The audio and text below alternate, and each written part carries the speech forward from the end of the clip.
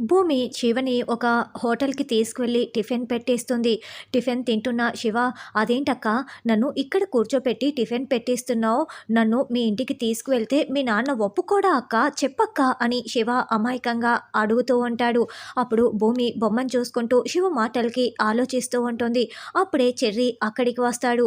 "Cherry, నువ్వు ఎలాగైతే నన్ను మీ అన్నయ్య ఇంట్లో పెట్టావో, మా తమ్ముడని చెప్పకుండా మీ అన్నయ్య ఇంట్లో మా తమ్ముడు శివని పెట్టవా ప్లీజ్" అని భూమి వేడుకుంటూ ఉండటంతో చెర్రీ షాకింగ్‌గా వింటూ ఉంటాడు. "ఏం మాట్లాడుతున్నావు భూమి? నేను శివని అన్నయ్య ఇంట్లో పెట్టాలనా ఏంటి?" అని చెర్రీ అడగటంతో అవునని భూమి బతిమలాడుతుంది. ఇక ఇద్దరూ కలిసి ఒక ప్లాన్ వేసుకుంటారు. తర్వాత గగన్ కారు దగ్గర నిలబడి ఫోన్ మాట్లాడుతూ ఉంటాడు.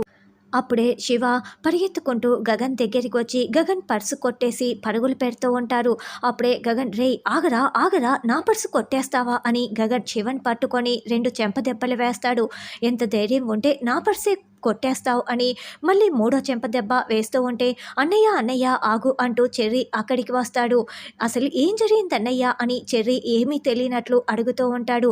"రేయ్ నా పర్సే కొట్టేసి పరిగెడుతున్నాడురా వీడు" అని గగన్ చెప్పటంతో, "అవునా, రేయ్ ఎవర్రా నీకు అసలు దొంగతనం నేర్పించింది" అని చెర్రీ కూడా శివని కొడుతున్నట్లు నటిస్తూ కన్ను కొట్టి సైగ చేస్తాడు.